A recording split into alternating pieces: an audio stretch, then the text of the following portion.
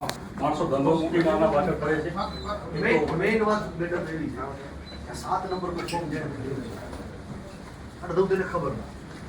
પછી નિયમની જોગવાઈ એવી છે બીએલઓ ફોર્મ લેતા પહેલા એની ખરાઈ કરવી પડે કે ભાઈ આને આધાર પુરાવા રજૂ કરવાની જોગવાઈ છે. ગવર્મેન્ટના રૂલ્સ સ્ટુડન્ટ બેનના રૂલ્સ મુજબ એને પુરાવો રજૂ કરવો પડે કે આ ગામમાં રહેતા ખાલી 7 નંબરનું ફોર્મ ભરી શકાતું નથી અને 7 નંબરનું ફોર્મ ખોટું ભરવું એના સામે ગુનો દાખલ કરવાની જોગવાઈ. તમે એનાથી ઇન્ફોર્મ છો પૂરી રીતે. એટલે આ ઘણા બધા 500 નામો અહીંયા 80 નામો આડિયામાં એવા ને એવા સુરતબારીમાં 250 નામ આવા ઘણા બધા નામો આખા તાલુકામાં આવું બધું અને તમે એના વિચાર સમાજ પરિસ્થિતિ છે. એટલે આ જેણે પણ અરજી કરી હોય એના સામે ફોજદારી ગુનો દાખલ થવો. આપણા લેવલે ફરિયાદ નોંધાવી છે કારણ અમારી માંગણી બધા હાજર હોય ને તમે ખોટા ફોર્મ ભરાય 7 નંબર જેવી રીતે કાંઈ એના પાસે તમે ફરિયાદ ન કરે તો એના એફિડેવિટ લખાવે કે મેં ભૂલથી કરી આપી માંગતું એફિડેવિટ. અમારી લાગણી એવી છે નામ તો તમે દાખલ કરવાની પ્રક્રિયા ચાલુ કરી દીધી છે. અમારી પહેલી માંગણી એવી છે ફોજદારી નામે થવી જોઈએ. આ પ્રક્રિયા બીજી વાર આવું કોઈ કરતા ડરે અને એક ધાક બેસતો તમારી એક અધિકારી તરીકેની છાપ છે ધાક બેસાડતા અધિકારી તાલુકામાં.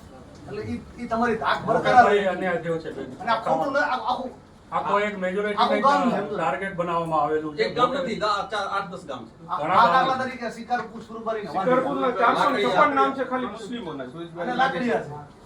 એક મેજોરિટીને ટાર્ગેટ કરીને જ બનાવવામાં આવ્યું છે. આ શિકારપુરમાં હું 2 વાર તાલુકા પંચાયત લડ્યો, હું જિલ્લા પંચાયત લડ્યો, બધા જ મારી સાથે મારા ઘરનો કોન્ટેક્ટ છે.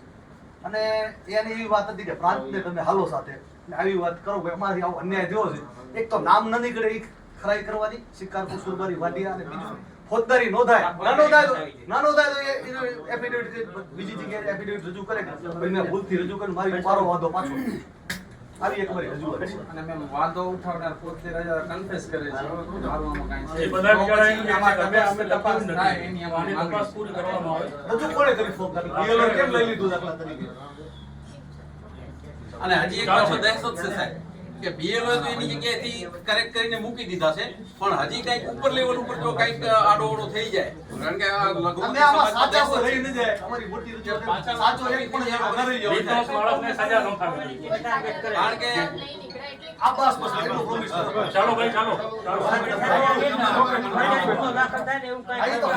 આપની ઉપર અમને પૂરો વિશ્વાસ છે બેન અને આપના વિશ્વાસનો અમને આ એક વસ્તુ છે અમારા બધા જેટલા માણસો છે બધા ધંધા વગરના આ કામ પાછળ જોડી ધંધા તમને પ્રાંત છો તમને શિકારપુરની ખબર હશે, સુરજબારીની ખબર હશે કે આ બધા નાના ધંધો લઈને બેઠા હોય બધા વેપાર ધંધો મૂકીને આવ્યા અને આમાં કાયદેસરની કાર્યવાહી કરવાની લખ્યું છે એ તમે જરા જોજો.